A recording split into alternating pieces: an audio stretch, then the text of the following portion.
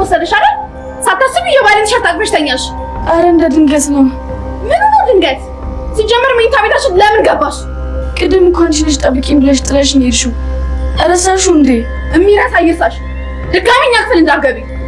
አረ አልገባም፣ አታስቢ። እንደ ጓደኛ ስለቀረብኩሽ ነው ይሄን ያህል ተናናቃ። ከዚህ በኋላ እንደ ቦታሽ ትሆኛለሽ። ሜሌን እንደምንተዋወቅ ነበር የሚሰማኝ። አንቺ ግን ውስጥሽና ላይሽ የተለያየ ሰው ነሽ። የእውነት ሜርሲ፣ በአጋጣሚ ነው። አምነን ክፍል አስተካከል ስገባ ሳላስበው እንቅልፍ ወስዶኝ ነው። እንኳን አልጋው ላይ ከንፈሩ ስለወድቀሽ የለ እንዴ? ምን ነው ዋሻው እንዴ?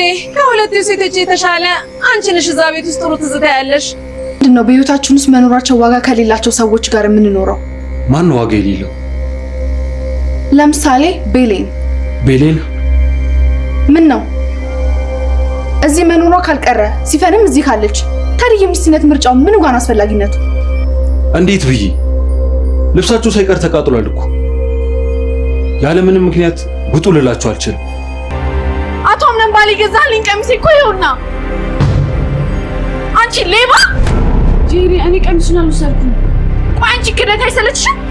ቀን አልጋችን ላይ የባሌን ልብስ አጥበሽ ተኛሽ። እኔን ለማንድ አልሳካልሽ ስልሽ ደግሞ ልብሴን ሰረቅሽ። ቤሌን ለምንድን ነው እኛ ክፍል የገባሽው? ሳላስበው እንቅልፍ ወስዶኝ ነው። የጄሪ ቀሚስ ስፖርታሽ ውስጥ ምን ያደርጋል? አረ አላውቅም።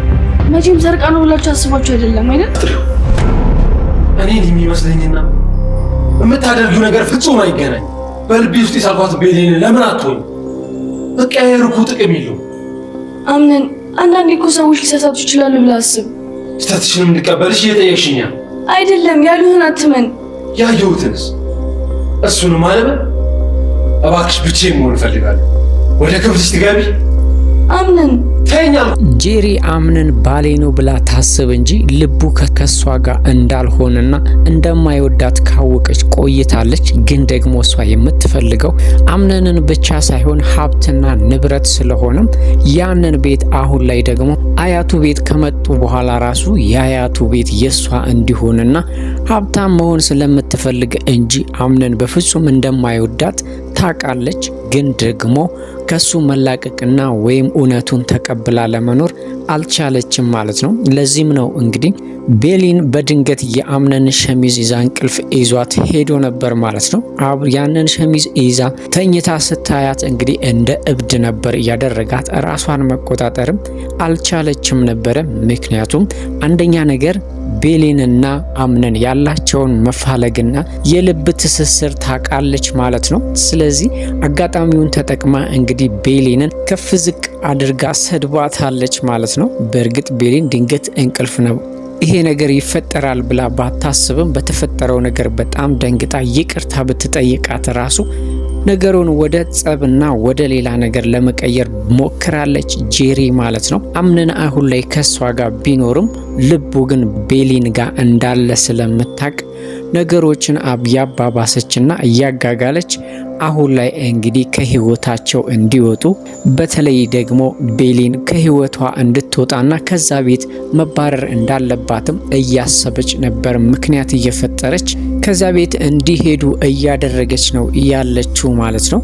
አሁን ላይ እንግዲህ ጄሪ በአምነን አያትም ተቀባይነትና ተወዳጅነትን አግኝታለች ማለት ነው። ይሄ ደግሞ ምናልባትም ለጄሪ ትልቅ ሞራልና እዛ ቤት ውስጥ ከኔ በላይ ሰው የለም ወይም ደግሞ የኔነት ስሜት እንዲሰማት ሌሎችንም ዝቅ ለማድረግ እንድታደርግ ሊያደርጋት ይችላል ማለት ነው። በእርግጥ ያምነን አያት በጣም መልካምና ጥሩ እናት ናቸው ማለት ነው። ሁሉንም በአንድ ልብና በአንድ አይን ነው እያዩ ያሉት ማለት ነው። ጄሪ ግን አሁን ላይ አምነንን ሙሉ በሙሉ ወደ ራሷ ማምጣት ወይም የአምነን ልብ ከሷ ጋር እንዲተሳሰር ስለምትፈልግ ሌሎቹ ከዚህ ቤት እንዲወጡ ነገሮችን እያመቻቸችና እየተመኘች ነው ያለችው ማለት ነው። ለዚህም ነው ልብሷን ራሷ ቤሊን ቦርሳ ውስጥ ጨምራ ጠፋብኝ ብላ እንግዲህ በአምነን ዘንድ ቤሊን መጥፎ ሀሳብና ጥሩ ልጅ እንዳልሆነች አድርጎ እንዲያስብ በተደጋጋሚ ብዙ ነገር ታደርጋለች። አሁን ላይም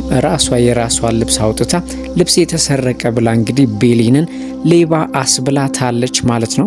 የአምነን ትልቁ ችግሩ ደግሞ ነገሮችን ቆም ብሎ አለማሰብና በተናደደ ጊዜ የሚናገራቸው ነገሮች አጥንት የሚሰብሩና በጣም ተስፋ የሚያስቆርጡ ናቸው ማለት ነው። ቤሊን ይሄንን ልታደርግ እንደማትችል ልቦናው ቢያውቀውም ግን ደግሞ በወቅቱ ሰርቃለች ብሎ ከጄሪ ጎን መቆሙ ቤሊን በጣም አስከፍቷታል። ምንም ነገር እንደማታውቅና እንዴት ነገሩ ራሱ እንደተፈጠረ ለማስረዳት ብትሞክርም የሚያዳምጣት አላገኘችም ማለት ነው። በእርግጥ ጄሪ ያሰበችው ምናልባትም አምነን ቤሊን ላይ ከበድ ያለ ውሳኔ ሊወስን ይችላል፣ ከቤትም ሊያባረራት ይችላል ብላ ነበር። ግን ደግሞ በወቅቱ ትንሽ ከመናደድ ውጪ እሱ ቤሊን ላይ ሊጨክንና እሷ ከዛ ቤት እንድትወጣ አይፈልግም። ያኔ አስቀድሞ የሰራው ስህተት እስካሁን ድረስ እየተከተለ ከብስጭትና ከውድቀት በስተቀር ምንም አላተረፈለትም። በእርግጥ ብዙ የሚናደድባቸው ነገሮች አሉ። ቤት ውስጥ ደግሞ የሚረዳውና የእሱን ሀሳብ ጭንቀቱን የሚያቅለት ማንንም አላገኘም ማለት ነው። ለዚህም ነው በትንሽ ነገር የሚበሳጨውና አሁን ላይ እንግዲህ ቤተሰቡ በጠቅላላ ለሱ እንደማይጨነቅና በጣም እያስጨነቁት ሊያሳብዱትም እንደሆነ እየተናገረ ያለው ማለት ነው። ቤሊን ላይ ቢጮህባትም ቢቆጣትና ቢሰድባትም የፍቅር እንደሆነ የምናውቀው ጭንቀቴን ሀሳቤንና ወይም ፍላጎቴን ሳልናገር እንኳን እንዴት አትረጅኝም እያለ ለብቻው ሲያወራ ነበር ማለት ነው። እሷ ከምንም በላይ ትረዳዋለች። ግን ደግሞ የሱ ቁጣና ንዴቱ ነው ወደ ሌላ ነገር እየወሰደው ያለው ማለት ነው። በእርጋታ ለማስረዳትና እሷ እንዳላደረገችው መረጋጋት እንዳለበት ነገሮችን በስሜት ማድረግ እንደሌለበት ደጋግማ ለመናገር ብትሞክርም እሱ ግን በፍጹም ሊረዳት አልቻለም ማለት ነው። አሁን ላይ እንግዲህ ጄሪ ያጠመደችው ወይም ደግሞ ቤሊንን ሌባ ለማስባል ያደረገችው ነገር ተሳክቶላታል። አምነን ግን ከመቼውም በላይ ሁል ጊዜ ቤሊንን እንደወቀሳትና ልቧን እንደሰበረው ነው ያለው። ወይ ትቶ አይተዋትም ወይ ደግሞ ይዞ አይዛትም። ከሱ በላይ እንግዲህ እዛ ቤት ውስጥ እየተሰቃየች ያለችው እሷ ነች ማለት ነው። ከሱ ፍቅር አላት። በዛ ላይ ደግሞ ጄሪ ቁም ስቅሏን እያሳየቻት ነው ያለችው። አምነን እኔ ተሰቃየው እኔ ተበሳጨው ይላል እንጂ አሁን ላይ ትልቅ ችግር ውስጥና ጭንቀት ውስጥ ያለችው ቤሊን ነች ማለት ነው። እሱ እኔን እንዴት አትረዳኝም ብሎ ያስባል። እሷ ደግሞ እሱን እንዲረጋጋና እንዲረዳ ወይም የሰማውን ነገር በሙሉ ማመን እንደሌለበት ሰዎች እኔና አንተን ለማጋጨት ብዙ ነገር ሊያደርጉ ይችላሉ ብላ በቅኔ ለመናገር ብትሞክርም ግን እሱ ሊቀበላትና ሊሰማት አልቻለም ማለት ነው። አሁን ላይ እንግዲህ ቤሊን ልቧ ቢሰበርም ግን ደግሞ በአምነን መጨከን ስለማትችል ከይቅርታ ውጪ ምንም ማለት አልቻለችም ማለት ነው። ሜርሲም አሁን ላይ ቤሊንን ለማጥመድና የሷ ተላላኪ ልታደርጋት እያሰበች ነው ያለችው። ያምነንን አያት እንግዲህ እይሰልላና የምታወራውን ወይ የምታስበውን ነገር በሙሉ ወሬ እንድታቀብላት እያስገደደቻት ነው ያለችው። ቤሊን ይህንን ነገር ማድረግ ባትፈልግም ግን ደግሞ በቤሊን ጥፋት ሳይሆን አምነን ራሱ በሰራው ነገር ልታጠምዳትና ልታስራት እያሰበች ነው። ከዚህ በፊት ቤሊንን እንግዲህ አምነን በተናደደ ሰዓት ከንፈሯን ሲስማት አይታ ነበር ማለት ነው። ይሄንን ነገር ለጄሪ እናገራለሁ ብላ እያስፈራራቻት ነው ያለችው ማለት ነው። በእርግጥ ይሄንን ነገር ጄሪ ብትሰማ ምንም ልታመጣ አትችልም። ምክንያቱም አምነን ራሱ ፈልጎ እስካደረገው ድረስ ቤሊን ላይ ምንም ነገር ላያደርስባትና ላይላት ይችላል። ግን ደግሞ ከጄሪ ጋር ትልቅ ሰጣ ገባ ውስጥ ይገባሉ።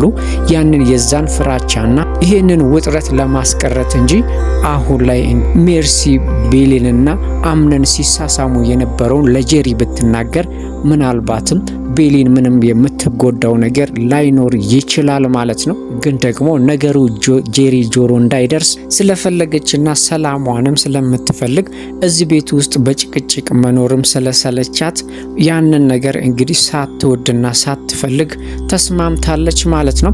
የአምነን አያትን እየተከታተለች የምታወራውን ወይ የምታስበውንና የምታደርገውን ነገር በሙሉ ለሜርሲ እንድታቀብላት እንግዲህ በአምነንና በሷ ማለትም በቤሌን መሳሳም እያስገደደቻት ነው ያለችው ማለት ነው። ሲፈንም እንግዲህ አሁን ላይ የእናቷ ሞትና ምናልባትም እናቷ ብትኖር ዛሬ ላለችበት ነገር ላይ እንደማትሆንና ከዚህ የተሻለ ህይወትና የተሻለ ደስታ ሊኖራት እንደሚችል ከሙስጠፋ ጋር እያወራች ነበር ማለት ነው። ሙስጠፋም አሁን ላይ ሲፈን ጎን እንደሆነ ቢነግራትም ግን ደግሞ የእናትን ያህልና ከእናት የቀረበ ግንኙነት በፍጹም ሊያደርግላት እንደማይችል ስላሰበች አሁን ላይ አንተ ከጎኔ ብትሆንም የእናቴ ነውና ጠረኗንና ፈገግታዋን ፍቅሯን በፍጹም ልትአስረሳኝና እሷ እንደምትንከባከበኝ ልትንከባከበኝ አትችልም ብላ ከናቷ ትዝታና ከናቷ ሐዘን መውጣት እንደማትችል